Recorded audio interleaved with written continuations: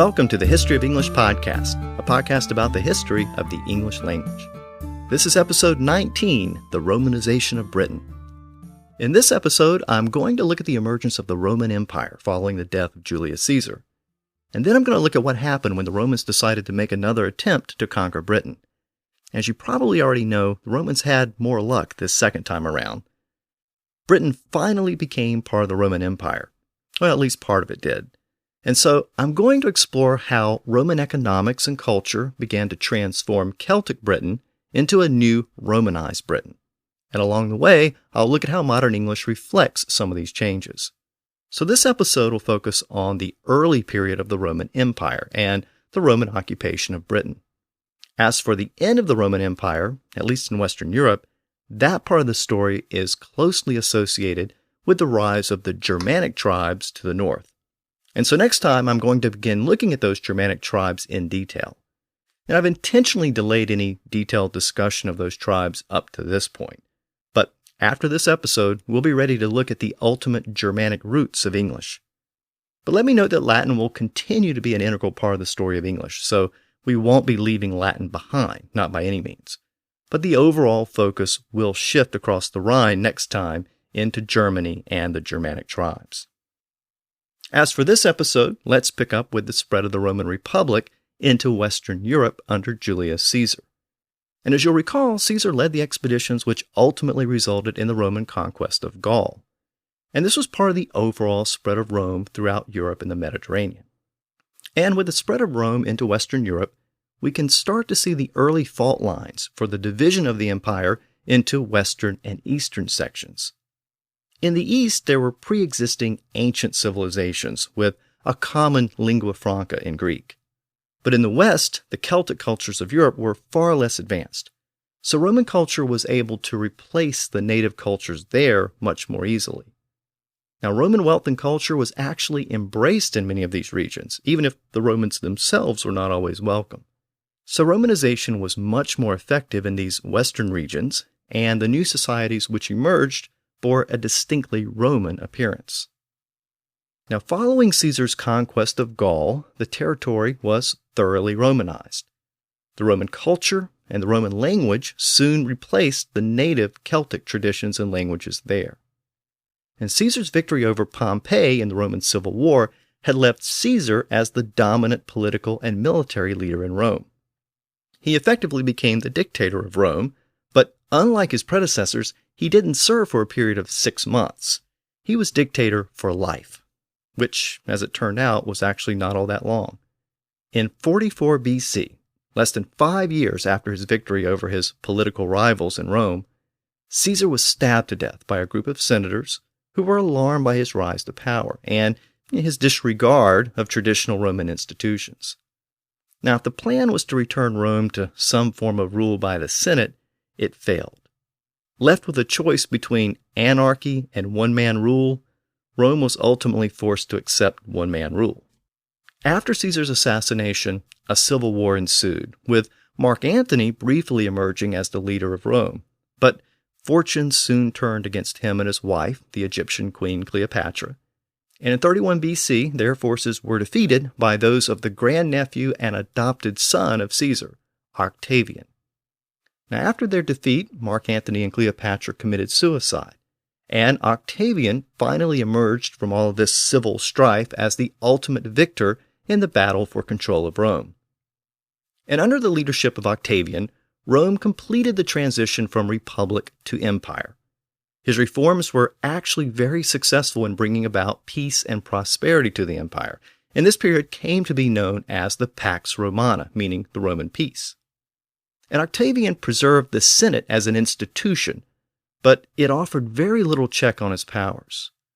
Octavian controlled the army, and he concentrated many political positions in himself. He could initiate legislation, and he could veto the Senate's legislation. In 27 BC, Octavian was given the name Augustus, which was the name that carried with it a sense of reverence. And as I mentioned in the last episode, he had the 7th month of the Roman calendar named in his honor, thereby creating the month of August. And this followed July, which had been named for Julius Caesar. And by the time of Octavian or Augustus, the terms Rome or Roman no longer meant the city of Rome itself. It now referred to the entire Roman Empire. And by the 3rd century, every free inhabitant of the empire received Roman citizenship. So Rome started to become a very general term for things associated with the empire itself. Now, Augustus was a very young man when he became the ruler of Rome, and he died at the age of 76. And his rule is considered by many historians to represent the peak of Roman culture, with its blend of Greek and Roman elements. And Augustus was succeeded by Tiberius and then Caligula. And the rule of Caligula was marked by cruelty and excess and incompetence and probably mental illness. I'm not going to deal with all of his exploits here, like attempting to make his own horse a consul, but it was his successor who's far more important to our story of the history of English. Caligula's cruelty and insanity ultimately led to his assassination in the year 41 AD. And from this point on, we can just assume that all dates are AD, or Common Era, unless I note otherwise. After the death of Caligula, his uncle Claudius became emperor. And it was Claudius who once again looked to Britain as a possible location for Roman conquest. Now, one thing to keep in mind about Claudius is that he had been very sick as a child, and he was still frail as an adult. He had a limp, a stutter, and a slight deafness. And his poor health may have actually been an asset earlier in his life because he wasn't really considered much of a political threat, and he survived the political attacks and assassinations which befell other Roman nobles during the reigns of Tiberius and Caligula. But now that he was emperor of Rome, his frailty was a major liability. He knew that he would become the target of attacks. So, what was the best way for a Roman emperor to secure his position? The answer was simple: conquest. When an emperor conquered a foreign territory, the emperor himself was the conqueror, and it gave the emperor a great deal of prestige and clout. And in the case of Claudius, it would remove any doubts as to his physical ability to rule. Now, to the Romans, Britain was considered the edge of the world. It was beyond Gaul, across the sea. And even Julius Caesar wasn't able to fully conquer it during his 2 campaigns there. There were all kinds of rumors about the savages who lived there, and the Romans were particularly concerned about the mysterious power of the Celtic Druids. Between Caesar's attempts to invade the island in the 1st century BC and Claudius's expedition around a century later, there was actually a fair amount of trade with Rome. There were about 20 major Celtic tribes in Britain, and Rome actually had entered into alliances with some of those tribes in southern Britain. And Roman coins were being minted by this point in and around modern Belgium, which was part of the northernmost region of Roman Gaul. And these coins were actually in demand among the Celtic tribes in southern Britain. These coins were payment for British goods like cattle, grain, tin, iron, hunting dogs, and even slaves. Rome also traded Roman luxury goods for those items, including wine and olive oil. But the Celtic tribes had reached a stage of economic development where Roman coins were also an acceptable form of currency. And some of the Celtic tribal kings had even established their own mints to make their own coins. And interestingly, these Celtic British coins were inscribed in Latin, because the Celtic languages weren't written down at that point. The inscriptions even called the Celtic kings rex, using the Latin term for king. So even at this early stage, we can see an economy that was in transition to an economy based on currency and minted coins, even before the Roman conquest. But trade and political alliances were not enough for Emperor Claudius. He needed a new territory to conquer, and Britain would serve that purpose very well. In the year 43, 4 Roman legions, consisting of about 25,000 men, landed in southeastern Britain. From there, the Roman armies advanced northward and westward. Now, the exact location where the Romans landed and the exact tracks of the Roman army after that, they're really unknown. But we do know that one of the first major obstacles for the Roman army was the River Thames. And they apparently built a bridge to cross it, and a settlement soon began to emerge at this crossing point. And this early Roman city was called Londinium, and of course it's known today as London. Interestingly, though, the original name Londinium appears to be a Celtic word, which the Romans borrowed and modified. Now, the story of the Roman invasion of Britain actually parallels the Roman invasion of Gaul in many respects. Just like in Gaul, the various Celtic tribes in Britain were prone to infighting, and they were never able to form a cohesive alliance against the Romans. One tribe would ally itself with the Romans for the sole purpose of defeating a neighboring tribe. And this divide and conquer approach, which the Romans had used so effectively in Gaul, it continued to be Rome's best weapon in Britain as well. The Romans initially conquered and settled in the southeastern region of Britain. And this region had already established trading relations with the Romans, and remember that some of these tribes had alliances with the Romans before the Roman invasion occurred. So it's not surprising that the Romans found the least resistance in these areas. And many of the native elites in this region actually embraced Rome, which helped Rome establish a secure base there. And within the next 3 years or so after the Roman invasion, Rome had conquered much of modern-day England. But the native Celtic tribes continued to resist the Romans to the west in Wales and Cornwall, and further north in central and northern Britain. These tribes had elected to engage in a guerrilla war against the Romans, and that was something the Romans weren't really accustomed to. The Romans eventually realized that a regional base in the south wasn't going to be enough if they wanted to conquer the entire island. They were going to have to engage those western and northern tribes, and that's eventually what they did. The Roman campaigns against these western and northern tribes ultimately proved successful, at least in part. After several decades of hard fighting, the Romans were finally able to subdue the tribes in Wales, as well as the tribes in some of the northern portions of Britain. But the Romans were never able to conquer the northernmost region, which we know today as Scotland. In fact, the later Emperor Hadrian built the now famous Hadrian's Wall across northern Britain to establish the limits of Roman occupation and to protect it against those tribes to the north. Now, these tribes in modern-day Scotland included the Scots and another group called the Picts.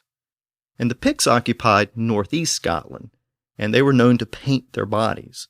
And the term Picts means painted people in Latin. And there's some disagreement among modern historians as to whether they were Celtic or not. Their language actually appears to be a blend of Celtic and older native language. But the bottom line is that the Romans finally gave up on trying to conquer that northernmost region, and Hadrian's Wall became the de facto border of the Roman territory. The Romans also never tried to invade Ireland to the west, so that meant that the regions which we know today as Scotland and Ireland retained their Celtic culture and languages. So just like the Anglo-Saxons several centuries later, the Romans never realized a complete conquest of the British Isles, only a portion of it, albeit a very large portion of it. Now, I mentioned in an earlier episode that the word breeches was a native Celtic word for pants. And we know from recorded sources that the Romans were once amused by these barbarian garments, but they soon decided they weren't such a bad idea after all. The Roman togas didn't provide much warmth in the chilly and wet climate of Britain, so the Romans themselves soon began to wear breeches or pants in Britain. Now, no discussion about the Roman invasion of Britain would be complete without mentioning one of the earliest known military heroes in British history. And this native military and political hero was in fact a heroine. And I'm referring to the Celtic queen Boudica, or as she's sometimes called, Boudicca. I noted that there were many parallels between the Roman occupation of Britain and the earlier Roman occupation of Gaul. And as you may recall from the earlier episode on Caesar's invasion of Gaul, just as he had completed his initial conquest, a full-scale revolt broke out under the leadership of Vercingetorix. And something very similar happened here again in eastern Britain. Now, shortly after the death of the Emperor Claudius, his successor Nero became emperor. Now, the Iceni tribe was located in eastern Britain, and it was a very large and important Celtic tribe which generally had a very good relationship with Rome. And in the year 60, the Iceni king died without a male heir.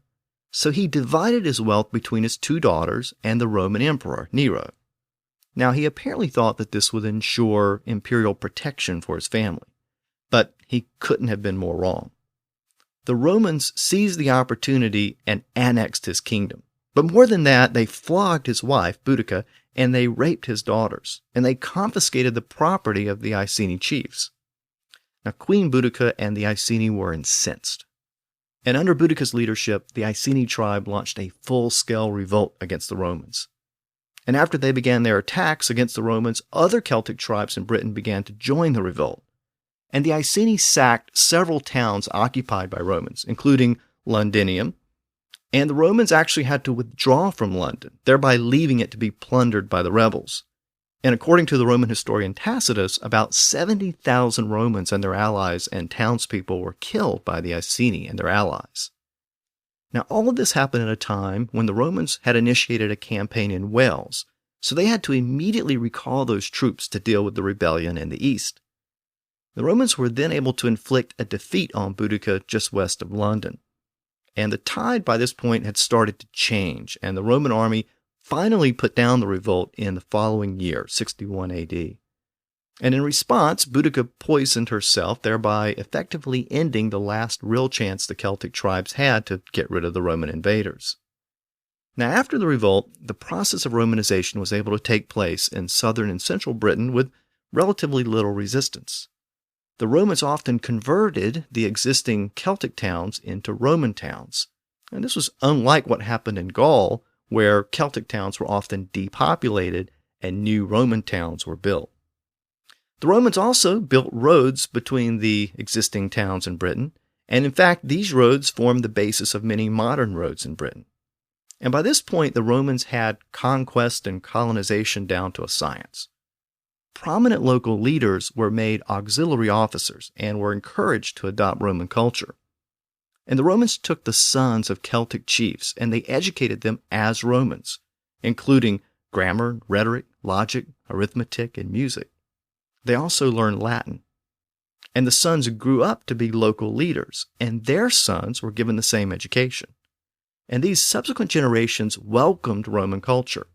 And since this Romanization was focused at the higher levels of Celtic society, it tended to filter down to the lower levels and tended to ensure that there was little organized opposition to the Roman presence. Latin was also made the official language of Roman Britain, but that didn't mean everyone started speaking Latin.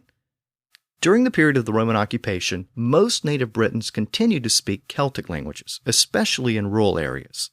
And Latin was spoken by some people in Britain, mainly by the governing classes and administrators, and by the soldiers who were stationed there, and by certain traders.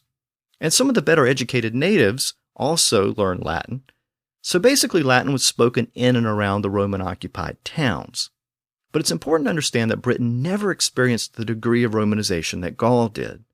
The Romans arrived later in Britain, and ultimately they left earlier. And it was also much further away from Rome. So Latin never made the inroads in Britain that it did elsewhere. It remained a second language, although it did have a great deal of prestige among those who spoke it. And it should be noted that Latin was the only written language in Britain at the time, because the Celts in Britain were still illiterate.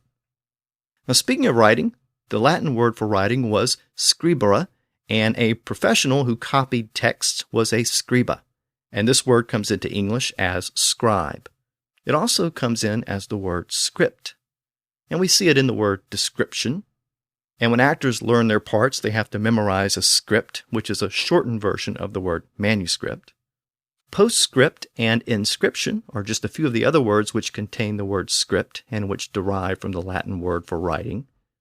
And the power of Roman civilization in Western Europe is reflected in the fact that the Romance languages and most of the Celtic languages and most of the Germanic languages all use this Latin word scribere as the basis of their respective words for write.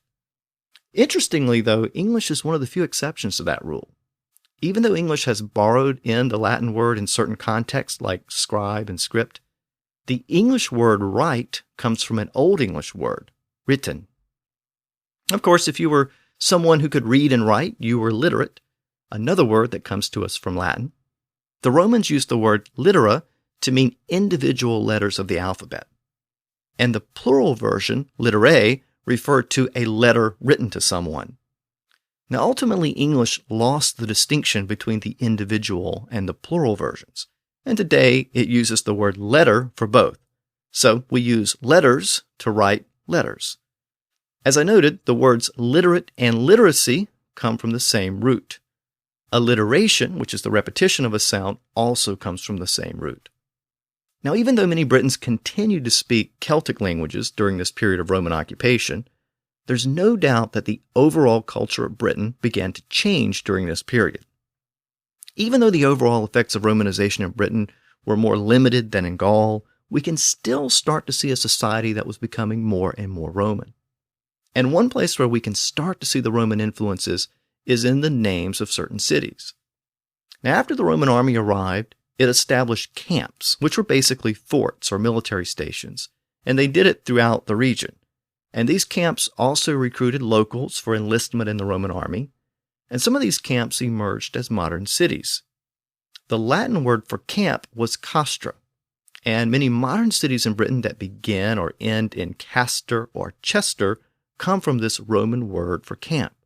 So we see it in city names like Chesterfield, Manchester, Dorchester, Winchester, and Lancaster.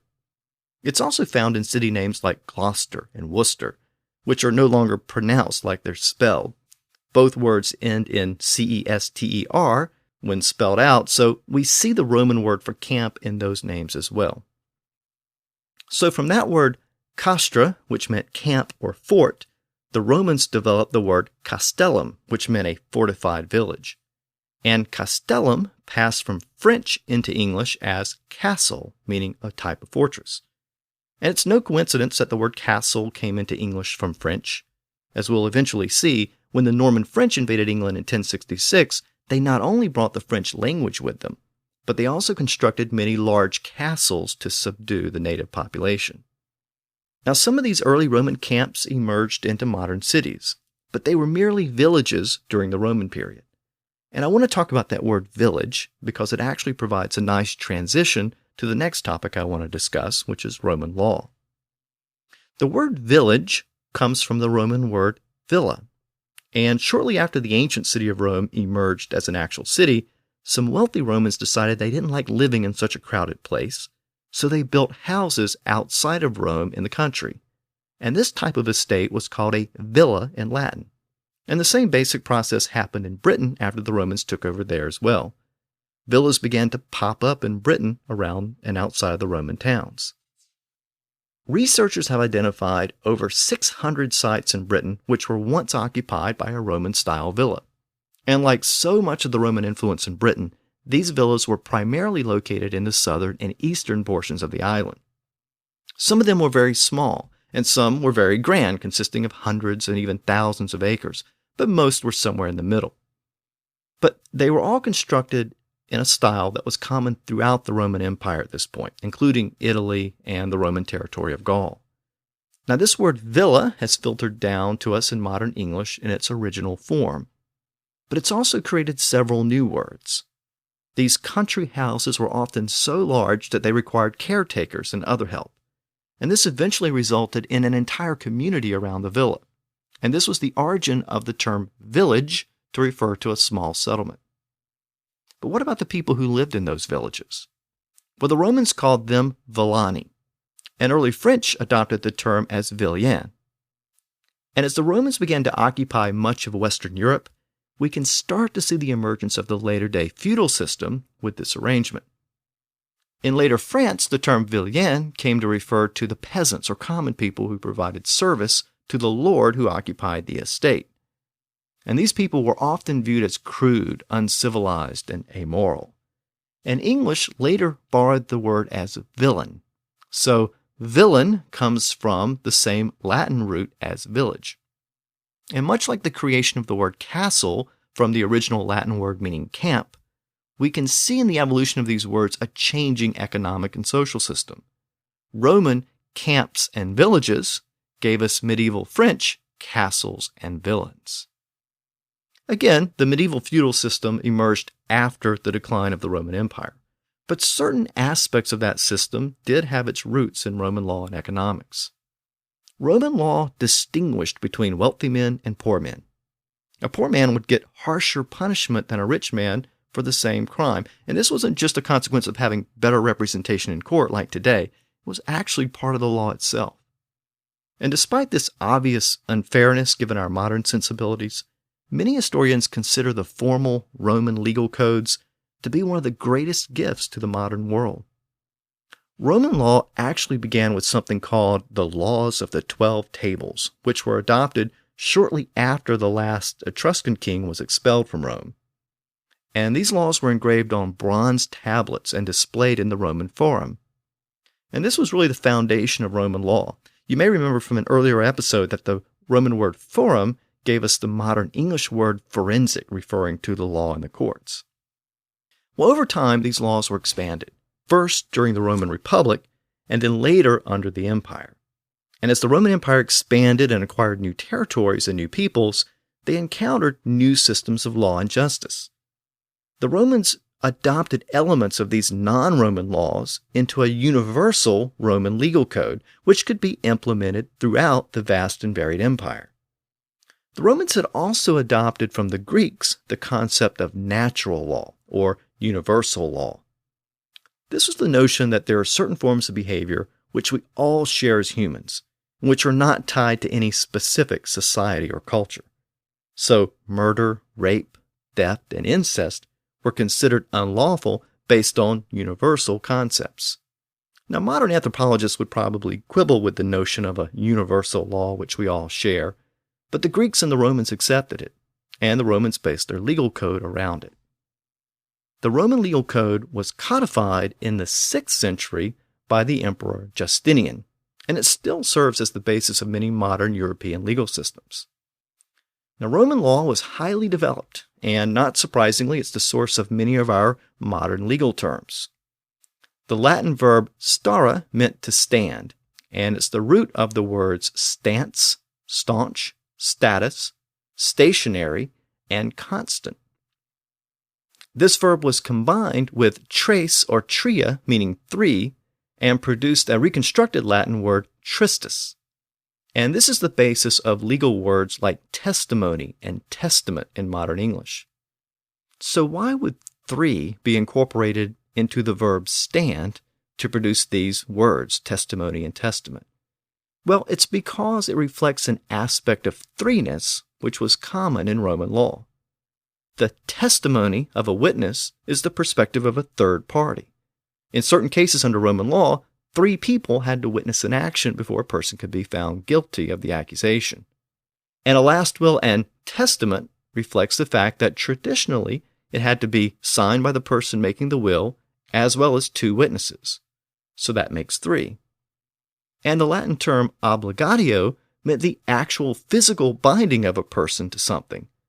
Under Roman law, a defaulting debtor was physically bound and delivered to his creditor as a prisoner. And after the debtor's prison was abandoned, the term came to represent just the legal duty owed by a debtor to a creditor. And this is the context in which the term obligation arose. A common source of disputes for Roman authorities was the use of small streams and rivers by property owners and traders. Now, sometimes multiple individuals would claim competing rights to use the same stream or some portion of it. And in Latin, a stream is called a rivus, and those who competed for the use of the stream were called rivalis. And this is the same word which comes to us in English as rivals, meaning competitors. And Roman legal records confirm many court cases between rivalis over the use of rivers and streams. So the modern English words rivals and rivalry come from this source. Words like subpoena and libel also come from Latin. In fact, legal systems throughout the English-speaking world are dominated by Latin terms. But many of these legal terms come into English after 1066 with the Norman French, who had to impose law and order on those defeated Anglo-Saxons. So I'll cover some of those legal terms later. But modern legal traditions also borrow words directly from Latin without any modification. And many of those terms are now part of the common English language. This includes terms like bona fide, de facto, in absentia, in toto, per annum, per capita, per se, prima facie, quid pro quo, status quo, verbatim, and vice versa. All these terms have passed into modern English in basically their original Latin form. Now, I mentioned that Roman law was connected to the Roman Forum, which was the center of Roman politics and law. And now, in Britain, the Romans transfer the idea of the Roman Forum to the new towns built by the Romans. Roman-style forums were established in towns like Exeter, Lincoln, and St. Albans. And courts of justice were also established there. And these courts consulted the written Roman legal codes and applied Roman law. So the Celtic tradition of trial by druids in the forest was gradually being replaced by these formal legal proceedings. And this is just one example of the transition of Britain from an ancient Celtic tribal society to a more rigid, formal, and structured Roman society. Now, I mentioned that the Romans constructed their own mini versions of the Roman Forum in the occupied towns in Britain. But keep in mind that the Roman Forum was not just a place for legal and political activities. It was also the commercial center of Rome. In fact, the Forum in Rome began as a marketplace. And over time, as people congregated there, it became the location for aspiring politicians to give political speeches. And from there, the legal and political aspects of the Forum grew, but it always remained a commercial center. And these new British forums also served as Roman-style marketplaces. And after the Roman occupation, trade between the native Britons and the Roman Empire grew exponentially. And as a result, wealth began to flow into the Romanized areas of Britain as British exports to the empire grew. The newfound wealth also had its own Romanizing effects.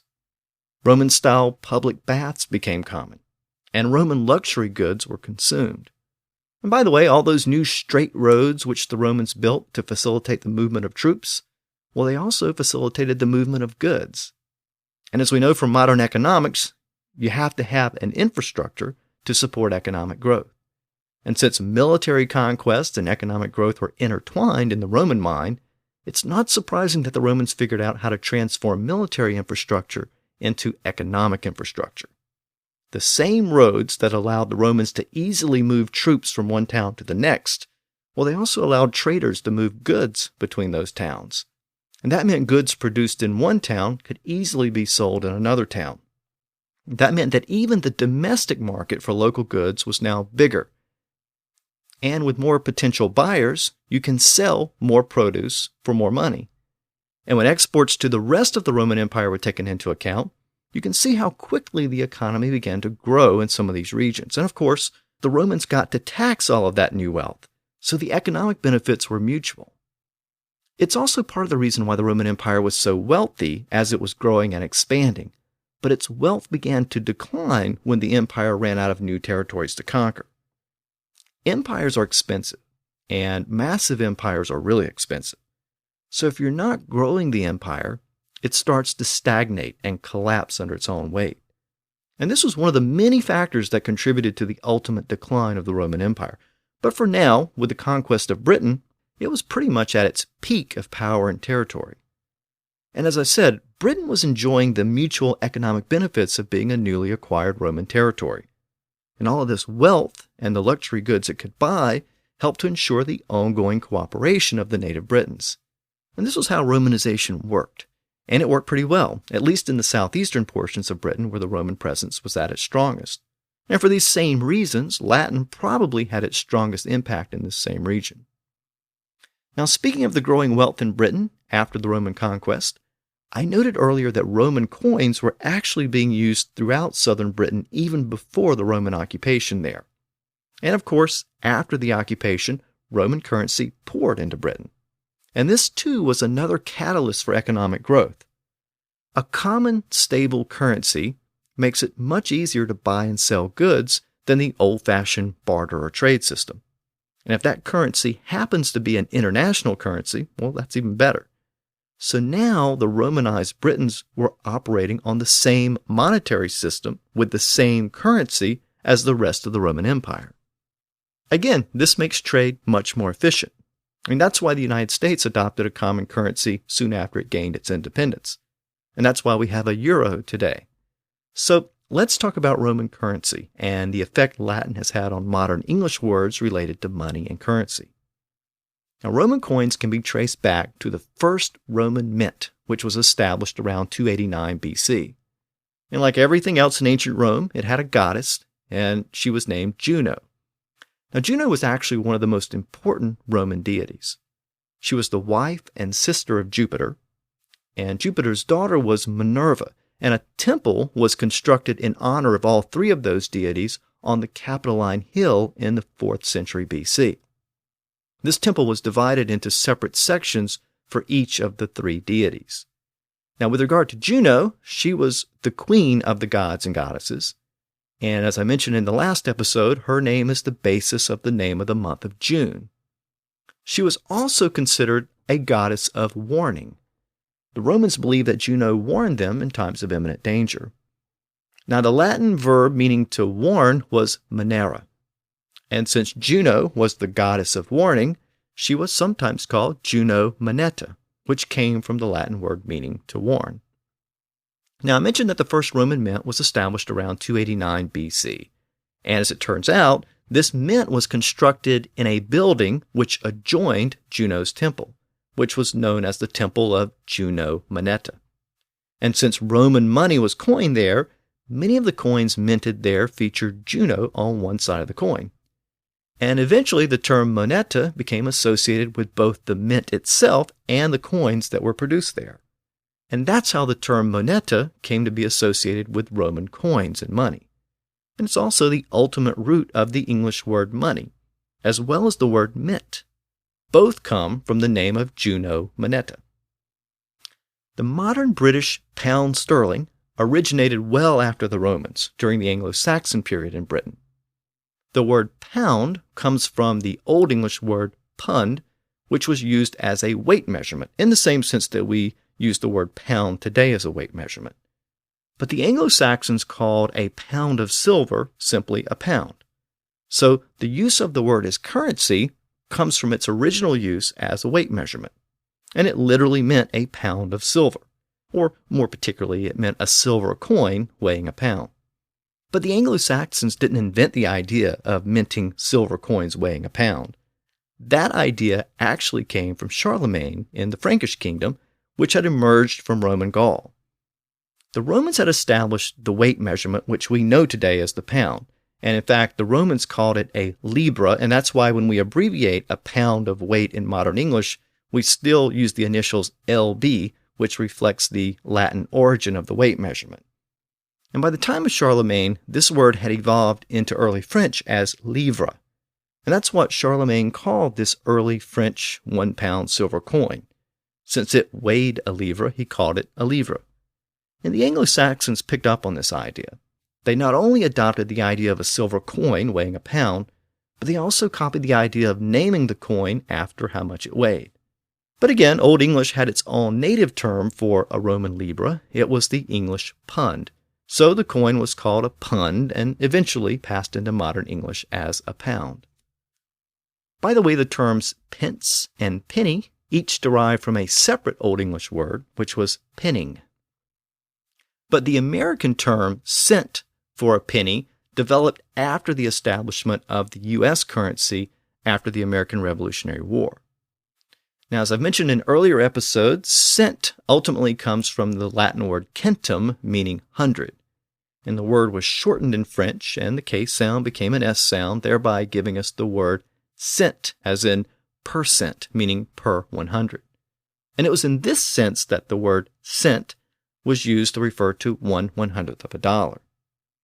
And the word dime comes from the Latin word decima, which meant tenth, and has the same root for 10, deca, which is found in words like decade and decathlon. Of course, a dime is 1/10 of a dollar, and the K sound in the middle of the word decima eventually fell away, and the word went from decima to dime. A quarter in modern English means 1/4 of something, or 1/4 of something, and it comes to us from Latin where it meant the same thing, and that's why we call the U.S. coin, which represents 1/4 of a dollar, a quarter. A nickel is actually named for the metal nickel, which comprises about 1/4 of a nickel's weight. Nickel itself is a Germanic word, originally used by miners to refer to a demonic spirit believed to live in mines. So what about the dollar? Well, dollar actually comes from the name of a coin that was minted in the area we know today as Germany in the 1500s. Around the year 1516, a silver mine was discovered in a small town in Bohemia called Joachimsthal. And within a couple of years, 1-ounce silver coins were being minted there. The coin was called the Joachimsthaler, and over time it was shortened to just thaler. and the Dutch and Low German speakers pronounced it as dollar. By the 1700s, the coin was being used internationally, and English colonists in America used the term in reference to both the original German dollar as well as to other coins that were designed to resemble it, like the Spanish peso. And after the Revolutionary War in the United States, Thomas Jefferson recommended that the dollar be used as the standard name of the currency of the new country. This name was partly a demonstration of independence by the early American founders. They didn't want to use the term pound for the new currency since that term was associated with Britain. And since the Spanish peso was in common use in America at the time, and since the peso was sometimes called a dollar in the U.S. since it resembled a German dollar coin, that seemed like a good name for the new U.S. currency, so the new currency became the dollar. But what about a dollar bill? Well, the bill takes us back to the Romans. Roman children often wore a round, bubble-like locket called a bulla. And in the Middle Ages, it became common to seal official documents with a round, bubble-like seal. And this type of sealed official document came to be called a bulla as well. And the term eventually became billa, and it meant an account or an invoice during the Middle Ages. And a bill of exchange eventually was shortened to simply bill to mean a piece of currency, as in dollar bill. It's also the root of the use of the term bill to mean a piece of legislation. Now again, let's go back to Rome to the year 309 AD. So this would have been a couple of centuries after the empire had expanded into Britain. And in that year, the Roman Emperor Constantine minted a coin called a solidus. And this is the root of the English word solid, but more significantly, it's the root of the word soldier. Now, soldier originally meant mercenary in Old French, and payment to someone was called solde in Old French, from the name of the early Roman coin, the solidus. And that made a person who received payment to fight in a war a soldier. The word came into English after the Norman invasion as soldier. And speaking of paying Roman soldiers, I mentioned in an earlier episode that Roman soldiers were paid a salt allowance, which was called a salarium, from the word sal, meaning salt. And this eventually gave us the word salary. And it's also the basis of the phrase worth one salt. By the way, the term bank actually comes to us from medieval Italian, where modern banking first emerged. The moneylenders operated from bancas, which meant benches. And when an Italian moneylender ran out of money, his banca was disbanded and he became bancaroto, which is the origin of the term bankrupt. And speaking of bankruptcy, it reflects the fact that some people had lots of money and some people had very little, if any at all. And I noted earlier that these distinctions were important in Rome because the Roman legal code actually made distinctions between wealthy men and poor men. And I also noted that these distinctions can be seen in the evolution of the word villain from the original Latin word villa for a home or estate in the country. A common person or peasant was a villain, which eventually produced the English word villain, meaning someone not to be trusted. But again, this evolution of the word villa into villain happened after the Roman period. As for the Romans themselves, they actually had lots of different terms for people, and some of those terms were based around the class or social status of certain people. Now, the term populace was a very general term which referred to human beings in general, and from that word we get words like people, and population, which refers to the people who inhabit a certain area, and popular, which is something that reflects the wishes of the people. Now, the Latin word for father, which I've mentioned quite a few times in this podcast series, was pater or pater. And this word was used as the basis of a Latin word describing wealthy, prominent, or powerful Romans, basically Roman nobles and aristocrats. This word was patricius, which ultimately produced the word patrician in modern English. Now, in contrast to the patricians, Rome also obviously had many commoners. The Romans used the word plebe to refer to a commoner. We sometimes see that word in English words like plebeian and plebiscite. But the key here is to note that the Romans were making these general class distinctions very early on. The Romans also used the term vulgar to refer to lower class commoners, And we see that word in the term vulgar Latin to refer to the Latin dialects of the common people in various regions of the Roman Empire. Originally, it just referred to things associated with commoners, but it's since taken on a much more negative connotation in modern times, and it's reflected in modern English words like vulgar and vulgarity. Another Latin word sometimes used for common people or peasants was the adjective paganus. And this eventually came to mean people who didn't serve in the military, so it came to mean civilians. And during the spread of the early church, the early Christians considered themselves soldiers of Christ. So that term paganus came to describe those people who were not Christian soldiers or not Christians, and it's the basis of the later English term pagan. There's an old saying that misery loves company, and that was probably true for the Romans as well. The Romans combined the words com, meaning with, and panis, meaning bread, to produce the word companionium, which meant person with whom you shared bread or food. This became the word companion in English. And it's also the root of the word company, which initially meant a close relationship, as in we enjoy each other's company, but it later came to mean a close business relationship, as in I'm tired of working for this company. Now, I've mentioned in earlier episodes that the Romans also had a term for crude or uncivilized foreigners, which is passed into modern English. That term was barbarian, and it was ultimately borrowed from Greek. The Latin term barbarous was an adjective used to describe crude and savage foreigners. Now, medieval Latin created the term bravus, which meant cutthroat or villain. And some linguists believe that this word bravus came from that original word barbarous, but this etymology is disputed. We do know that this word bravus created the word brave, meaning a wild savage, as in an Indian brave, as used by European settlers in reference to Native Americans. It's also the origin of the word bravo to describe a brave or bold performance. And speaking of foreigners, there's another English word which has an interesting etymology related to the Latin word for foreigners. In an earlier episode of the podcast, I mentioned that the Latin term ager meant field in Latin.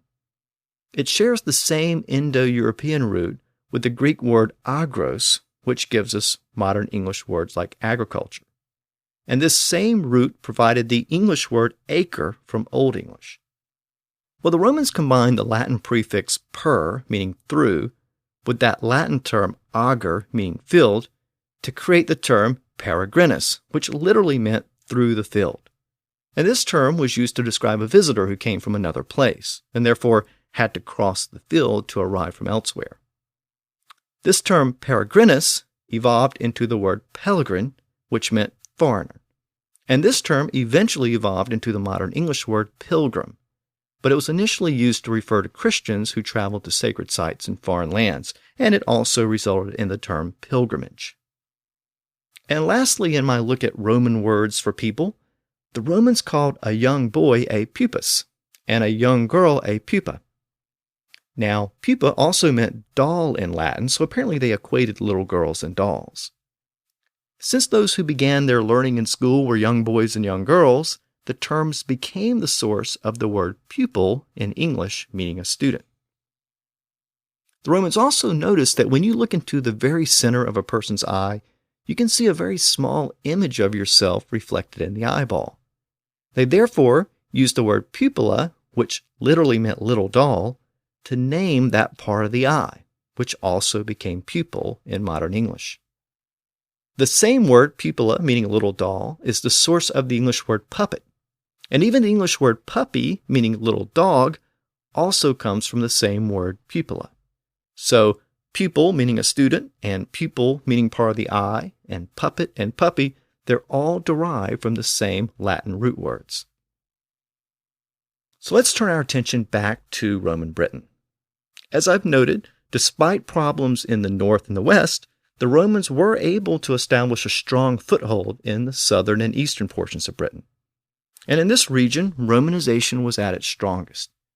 And even though Latin had to compete with the native Celtic languages, it had its strongest presence in this southeastern region. The Latin names for the months, which I mentioned in the last episode, they began to be used in Britain during this Roman period. but the Germanic names for the days of the week would arrive later with the Anglo-Saxons. The Romans also had a version of bless you in response to a sneeze, and some historians believe that the modern bless you came into Britain with the Romans during this period. Wedding customs like a wedding cake, a wedding ring, a bridesmaid, and a bride's veil, these were all Roman wedding traditions which came into Britain with the Romans. Also, the tradition of putting flowers on a grave came to Britain with the Romans. And if you've ever heard someone say that their ears are burning because someone is talking about them, well, that too is a saying and belief that came to Britain with the Romans. So at this point in our story, we now have the Roman Empire at its peak. Its influence was spread throughout the Mediterranean and Western Europe. But Rome's days were numbered. To the east, the Roman army had pretty much given up on trying to conquer the vast territory occupied by the Germanic-speaking tribes. The Rhine and the Danube had become the de facto border between the Romans and the early Germans. And since Rome could no longer expand, economic decay began to set in. Internal corruption and struggles for power made the problems even worse. And all of this was exacerbated by invading Germanic tribes who sought to take advantage of the weakening empire. And one group of those tribes were the Anglo-Saxons, who would eventually find their way to that Romanized island of Britain in the North Atlantic. So next time, I'm going to begin looking at the Germanic tribes, who were the ancestors of the Anglo-Saxons. So until then, thanks for listening to the History of English podcast.